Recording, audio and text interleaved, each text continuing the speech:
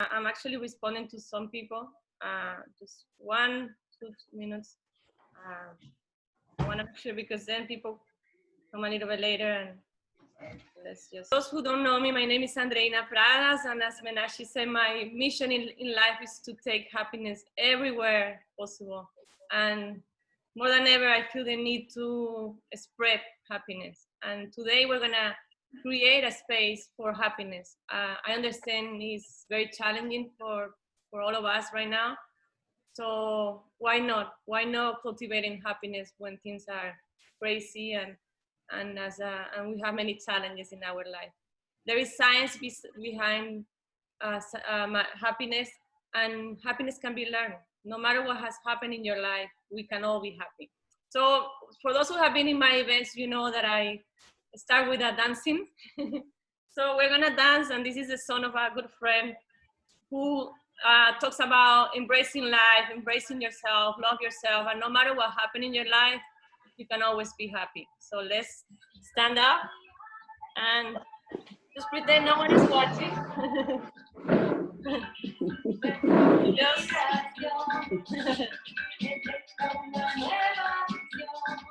let's dance. Celebrate life. Vamos a bailar, unidad por el camino. Mira, en la montaña, en el mar. For those who are joining, let's just dance.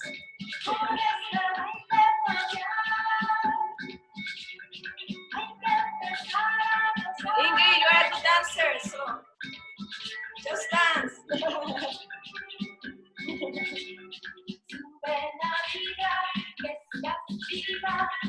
Doesn't matter if you don't understand the words, it's about embrace life.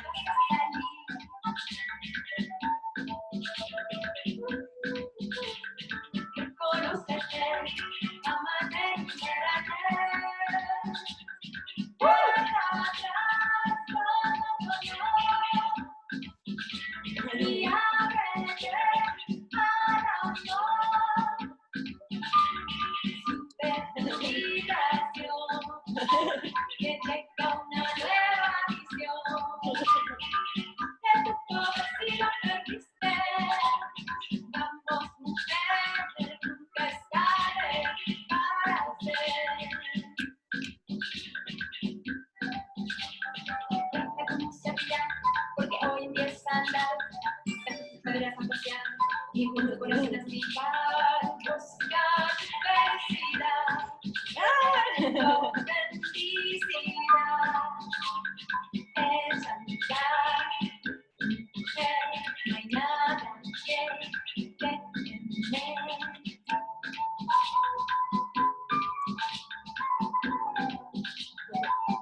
Hi Lillian, welcome. Just join us dancing.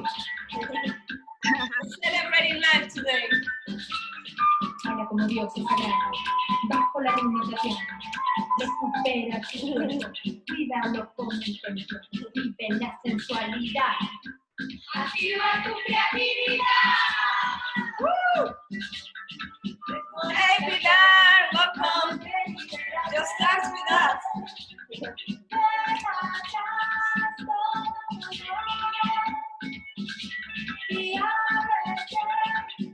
Zumba girl, don't be shy. Tú eres la más linda, amiga.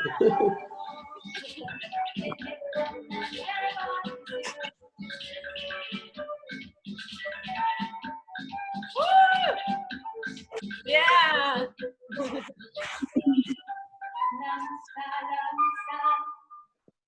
Yeah. Very good. How are you feeling? Good. So welcome, welcome, welcome. So as I mentioned before, for those who just joined, this is a space we are going to create happiness. More than ever, we need happiness in our life, and happiness can be learned, and we can embrace happiness no matter what's happening in our life and around us. So I'm committed today to you, to your happiness, and to creating that space for you. So I wanted to open the you know, the conversation, because this is not a class. I'm just creating this environment so we can all reflect. I think for those who joined in May, that we had a crash on Zoom that day. Thank you for being here again. And more than ever, I feel the need for a reflection. So I'm gonna just take a moment to share the screen. And this is just me. And the question for today is, now what? What are we gonna do with what's going on, and where are we? For those who don't wanna talk, please share on the chat. I wanna really listen to you right now and hear two things. A reflection, one thing that you wanna share that you have reflected throughout these 2, 3, 4 months that we have been in this environment, and the things that are happening now. So what is it for you in that regards? And what is something that you have learned? What is it that you have learned that you feel is important to share today? And whoever wants to be first, feel free to just get the mic.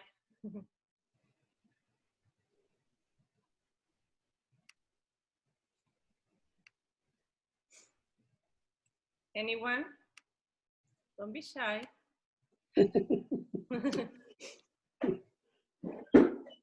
And maybe I can start with my own sharing. You know, yesterday I was thinking about something. I don't know why I thought about this, but it's not a coincidence. So I was thinking in my early 20s, I had the opportunity to be in New York for 6 months.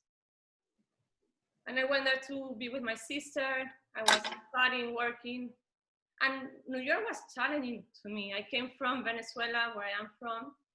And, you know, every time I got to the elevator, I would say good morning. People wouldn't say good morning.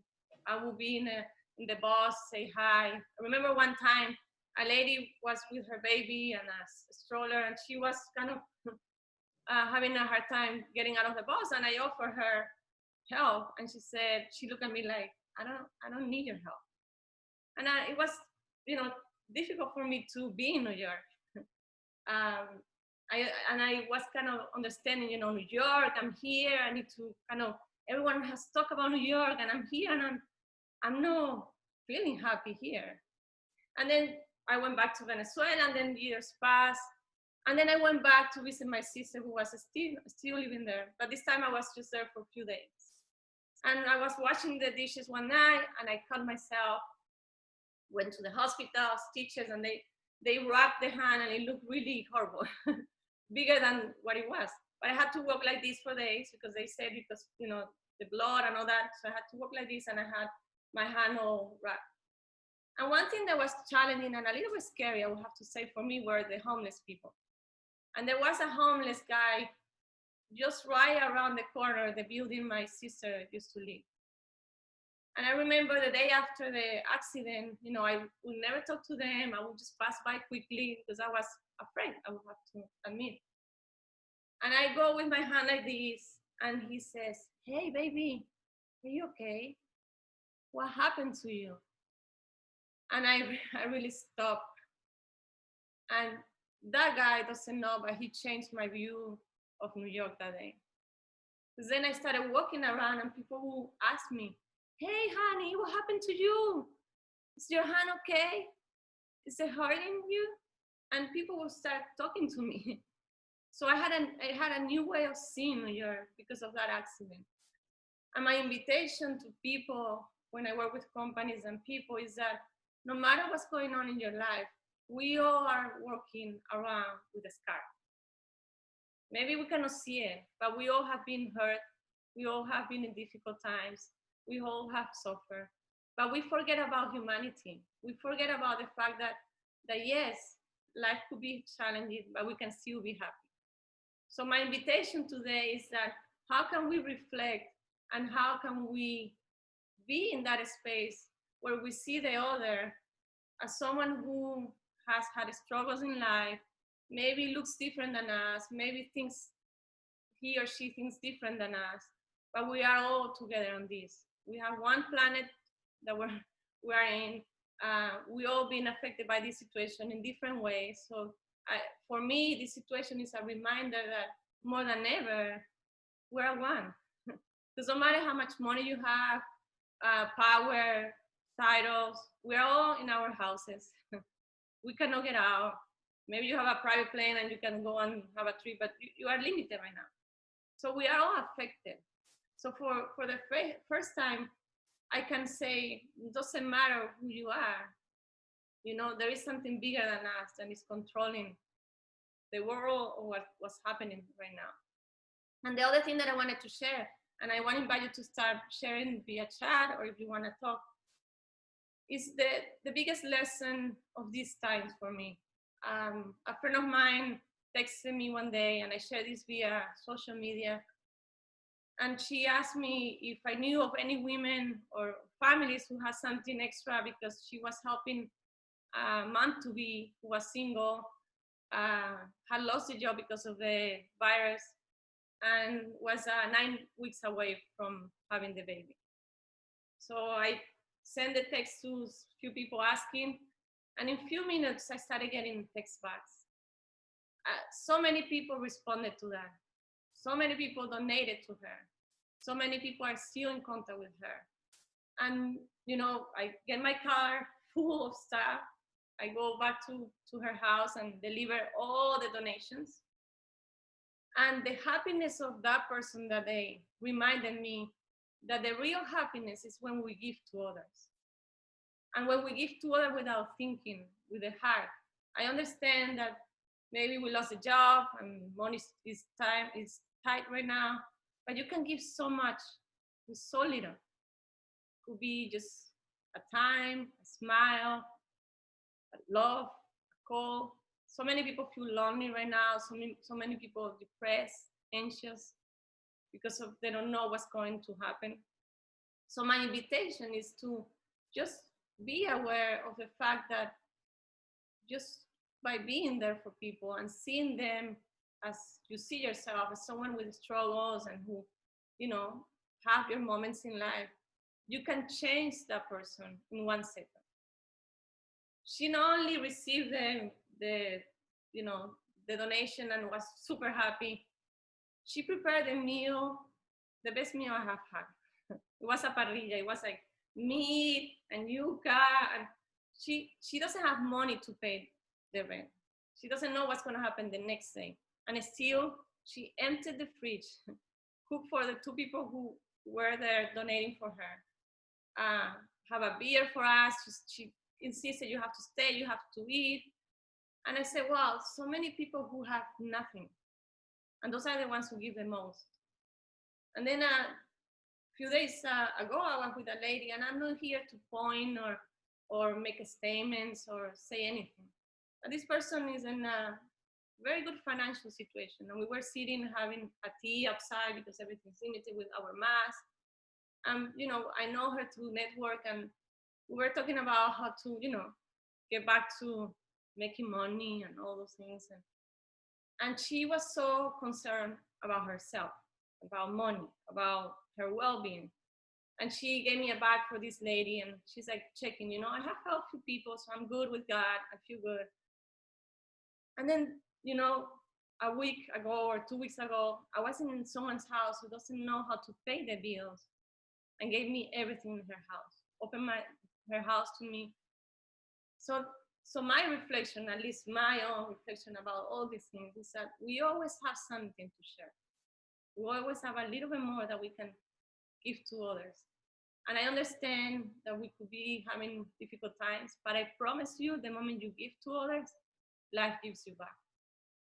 And there is nothing that can make you happier than giving to others. But not giving with a checklist, saying, I'm good, you know, check. Just giving from the heart. If you don't feel like giving, if you're in a place where you don't want to share, just don't do it. But if you want to create a space for people for happiness, try giving. So that's my reflection of what happened to me. Anyone else who wants to share before we continue with the presentation? Any reflections, any insights? I know it's 11:23 Sunday morning. Hi, Manu. Welcome. No reflections. So I'll leave it for the I chat. can go. I mean, I have many reflections, but I guess I can share one of my stories. So I lost my job through all of this situation. And, I've been like, the first week I was like, what am I going to do? I don't have a plan. So, like you said, like, how am I going to pay the bills? Even though there's something always like in the back of my head that has been saying like the universe supports me. And I think it's true. I was gonna say another story, but now, the day before I lost my job, I had a friend. I had let him borrow some money, like, oh my god, like 4 or 5 years ago, and I like that money was lost to me because I gave it to him in like a very hard situation, and I wanted to help. And honestly, I never thought I would get that money back. And like after 4 or 5 years, he lives in Spain, and he calls me and he's like, give me your bank account information, like I want to pay you what I owe you. And I was like super impressed, and the day after that I lost my job. So I mean, this comes in, like, I feel like the universe supports you when you just and you know that she knows that I teach classes, but to me, like, the classes are more of a way of connecting with yourself and helping people, like, to be in the present. Like, I truly like believe that I really feel connect. I feel like that's my life's I'm connected to something that is not me, that is just kind of like a channel to help people heal and to feel better and everything. So I just feel like when you're like, I've been connecting more to that, and like the universe, just, I feel like it, like, in a way, I know that it supports you. So if you're connected, like, sometimes I do get into like this mind of, I need to charge more money, I need to get more money, how am I gonna be able to pay my mortgage, like all of those things. But then another side of me says, the universe supports you, like nothing is going to happen, like, but if you get in like these stuck ways of like, it has to be this way, which this is how I've been living before, maybe I'm actually like blocking like the energy to coming through. And then things, you might get like a job doing something, or this guy who paid me that I was not expecting that at all. And I don't know, it's just a story I wanted to Thank you. share. Actually, and if I can I share where you used to work?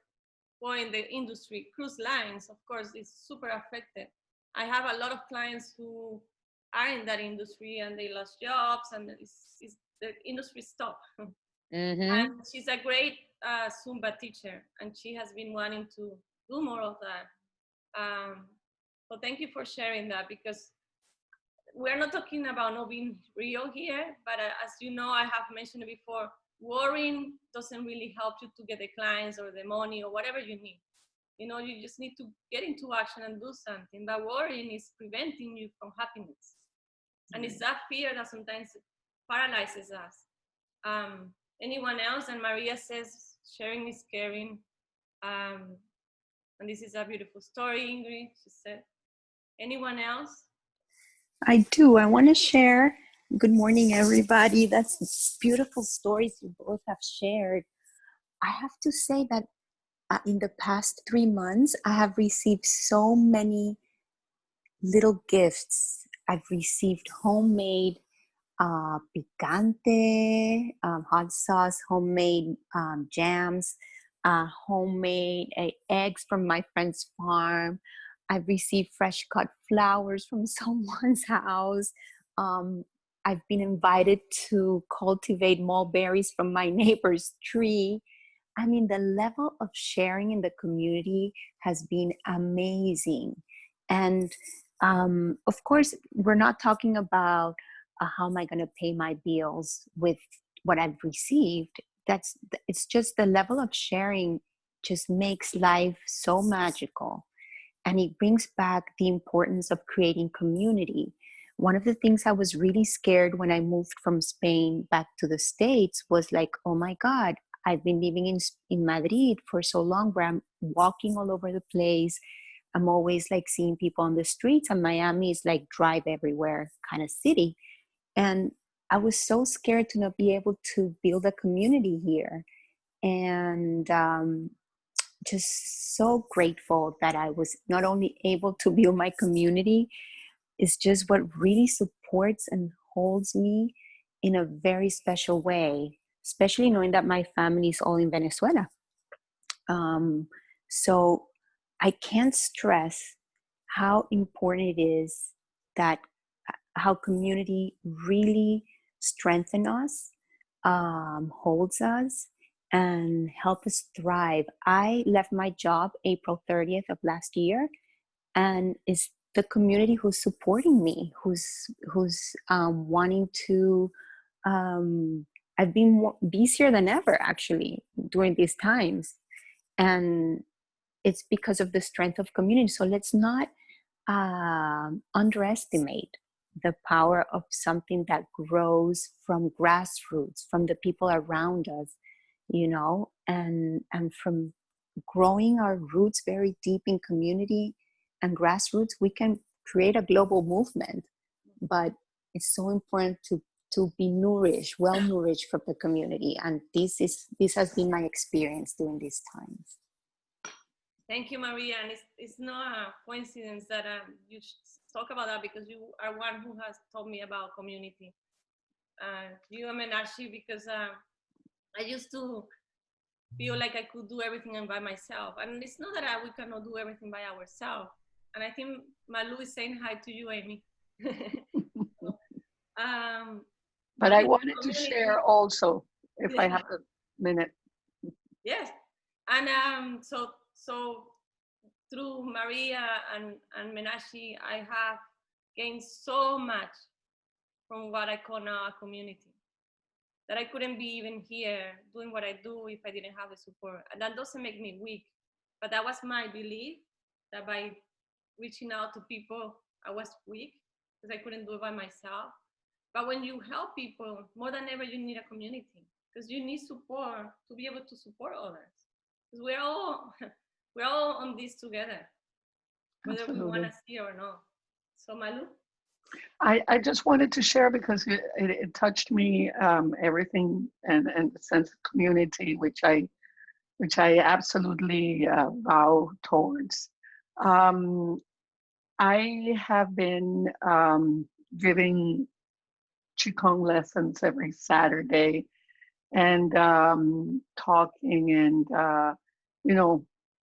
doing sessions, everything for to help people to strengthen the resilience in this time, and the support of, because for me it's really incredible. This pandemic has been a change in my life for the better. I it's very difficult to say for many people, and especially to my own family, because they live in Venezuela, and they're going through hell, literally. It's a lot. And I see my sister with a smile on her face, and with with such a incredible positivism. It just makes me feel, I cannot ever but give blessing. I mean, feel blessed and give everybody more of myself now more than ever, because I'm doing lots of courses. I'm in the middle of so many things. I don't have time. Sometimes I sleep 4 hours, but it's such a blessing to do that, even in the middle of everything, working in my coaching or doing things. It has come down also, like all of you. The people cannot pay. Sometimes people are without jobs. Now they need your help more than ever. Now they need this uh, everything you have to give, everything you have learned, or everything you have been given. Now it's a time to give to others. That's how I feel. And I think that's why the universe is so just, that it will always give you back. And I love Mother Teresa's saying, you know, you think you're giving a grain of sand, but if that, or a droplet of water in the ocean, but if that droplet wasn't there, it wouldn't be the same. So for me, that's how I see it. Thank you for the opportunity. Oh my God, thank you for that sharing. Amy. Um, I feel called to mention the like as an empath. I live in Denver, Colorado, and a couple weeks ago, the riots were, or the protests were so bad, where they got violent, that the tear gas was at my house. So like my children, we had to go inside. It was burning my eyes. It was burning my nose. I didn't sleep well that night. I had migraines the next days because I was terrified. As a mother, as an empath for the world, and so I just feel called to mention the deep despair in the people of color's community right now. And I feel called to mention like the heartbreak that I feel for not knowing. I'm just starting to, read books like How to Be an Anti-Racist and watch things like 13th, which is a grueling history of what's really been going on. And I think there's two things that are happening. People have been really oppressed, and white people have not known how bad this really is. So I want to say that while there is tribe and there is hope and there is community, this time is a time of shadow and of darkness and of deep despair, and we're called to find whatever alchemy. And I've heard like in Newfield, I'm taking a class, they're calling it the time of the witch, which is of mystery, leaning into the darkness to transform this time, not to look away from shadow, but to embrace our wholeness, that we all have light and dark.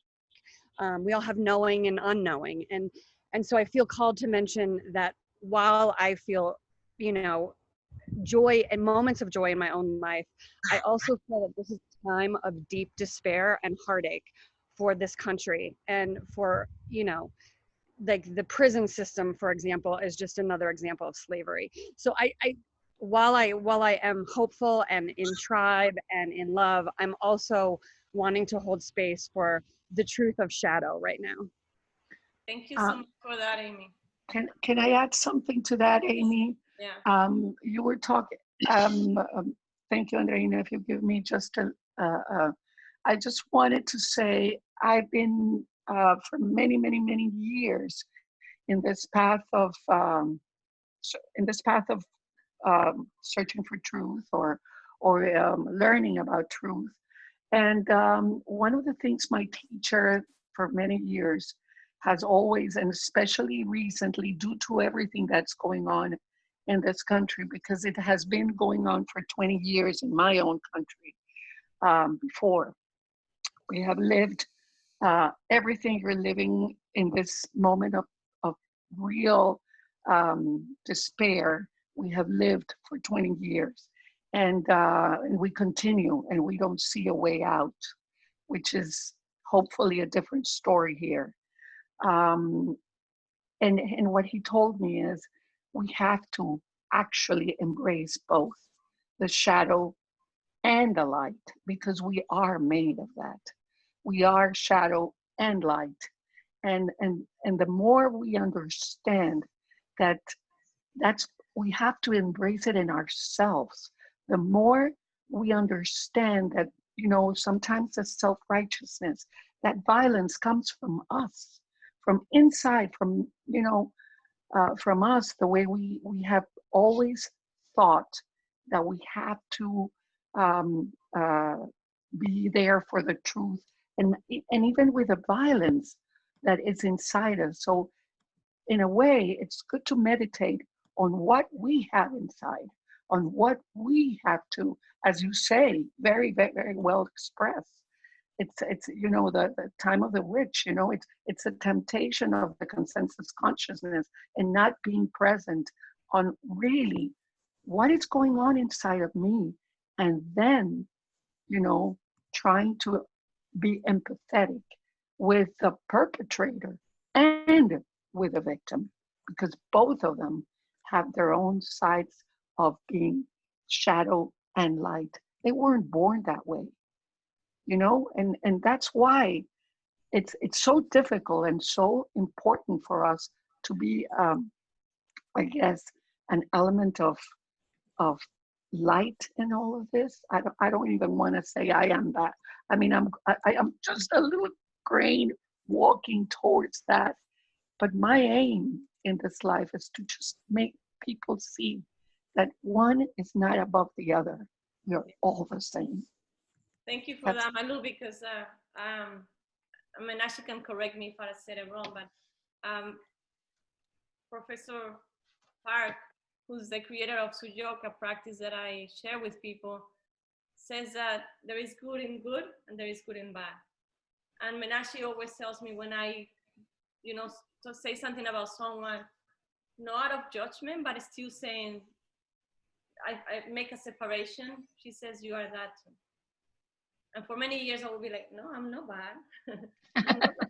I'm not that person. What are you talking about? But yeah, why is, you know, whatever is happening outside us is a reflection of inside us. But we don't want to admit that. So right. that's why when the happiness that I encourage people to have is start with your own self. When something bothers you about someone, ask yourself, why is that happening to me? Why is that bothering me? Why am I judging that person? Why am I blaming that person? So go back to yourself and find what is it inside you that is affecting you. A client said to me the other day, she said, you know, I'm at home with my son, my mom, you know, it's a little bit challenging, but I'm so grateful, Andreina, because I get to see how violent I was with my body, with my own self. You know, because I was always, she said, you know, as executive single mom, rushing through life, never having the chance to create a space for her own wellness, you know, mind, healthy mind, just 5 minutes of whatever. So if we are violent and we are not in love with ourselves, how can we pretend a world that is in happiness and in love, and if it is in us? Maybe we don't hit each other or ourselves, but are you taking care of yourself? Are you good enough with yourself? Are you taking time to be well? Are you taking time to be in that space where you cultivate happiness? Or are you always rushing? Amen? You need to unmute yourself. You need to unmute.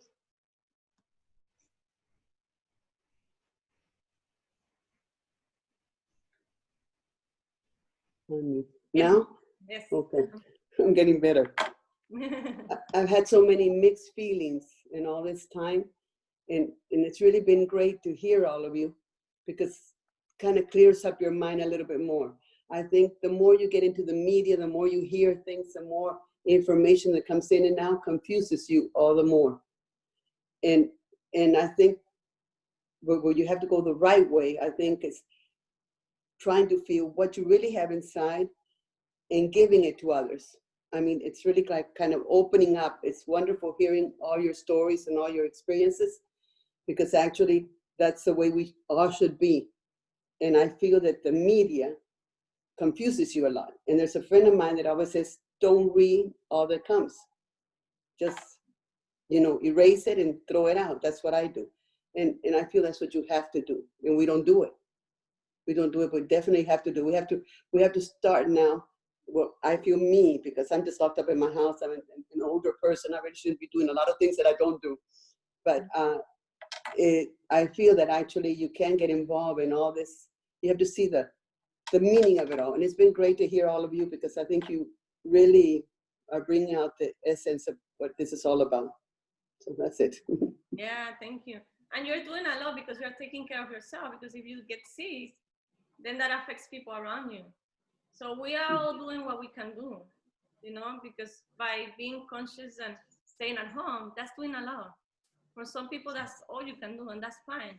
But as my invitation to this is how can we, because we are all conscious and we are all capable of seeing the shadows and the light, how can we contribute to a better world, and how can we help those people who haven't, and they call it awaken. And as Malu said, I don't know if I'm awake or not awake.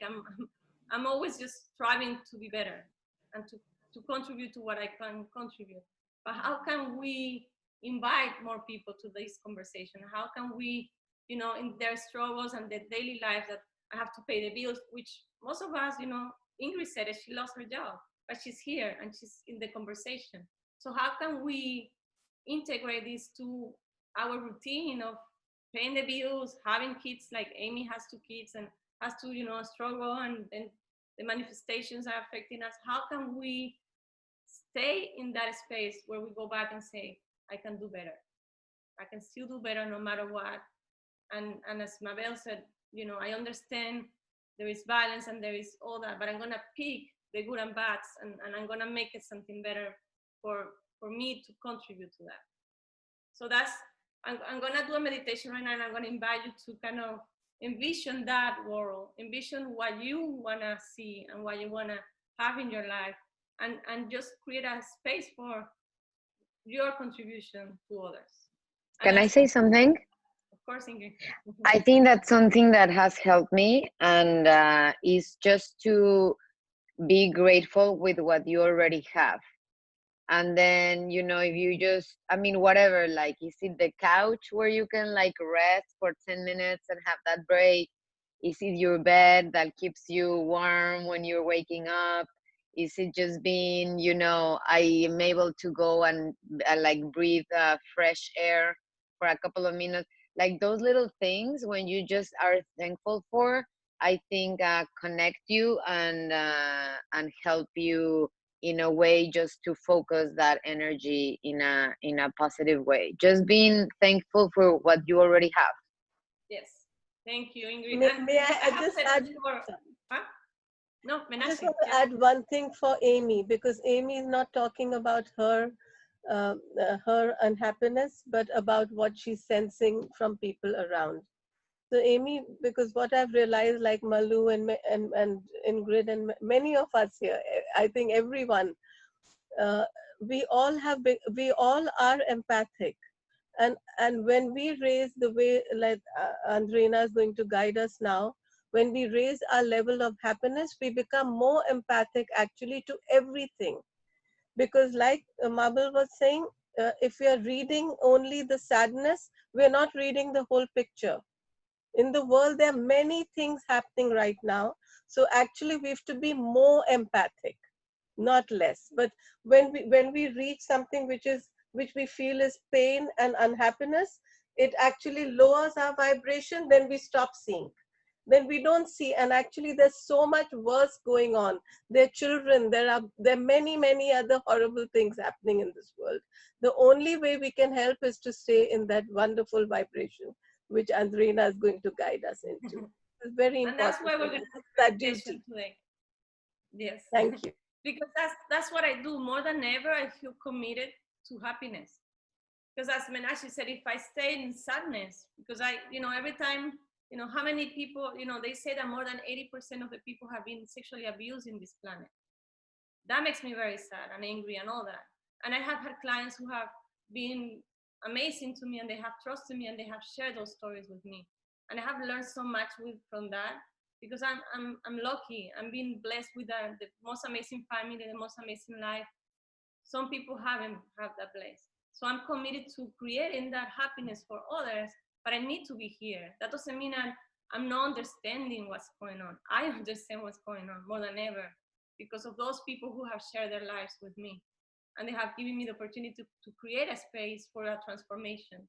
And that's bravery too. When we are in pain, but we take the pain and we transform to something beautiful where we can help humanity.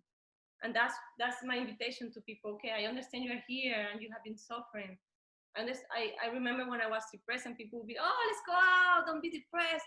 And I'll be like annoyed by them. Don't talk about happiness to me. I'm depressed here. Leave me alone with my depression.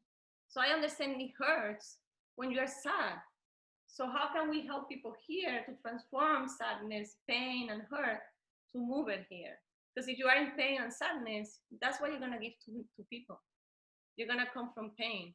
So that's why the commitment is to happiness. More than ever, for me, this happiness is the solution.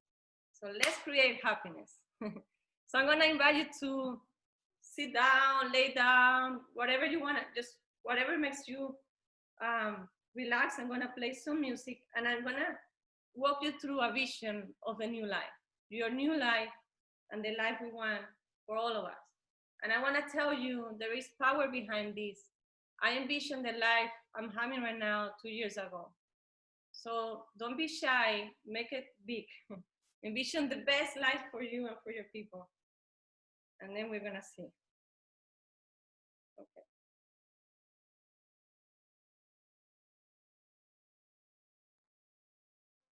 I'm gonna ask you to close your eyes.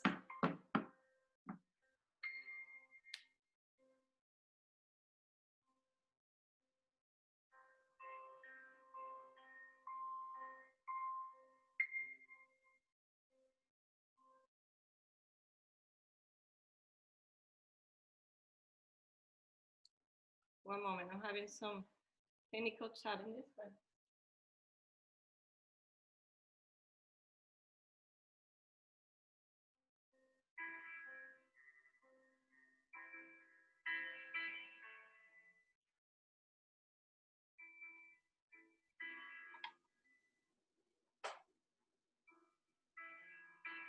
just take a moment to breathe. And as you breathe, inhale life. Inhale happiness. As you exhale, exhale all the worries.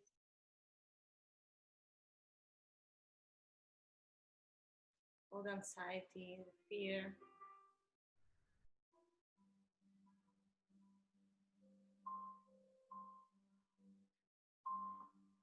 Just invite your thoughts to be happy right now. We're going to that place where no matter what's going on, there is always happiness. And you start walking towards a tunnel of light.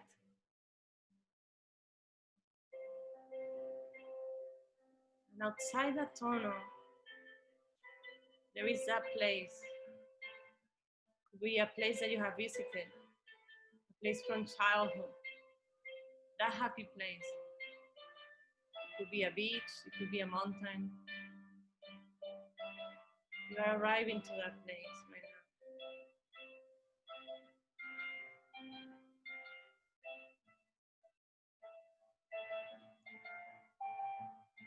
Who is there with you? How do you see yourself? Do you see happiness? Are you all smiling? Are you in a house? How does that house look for you?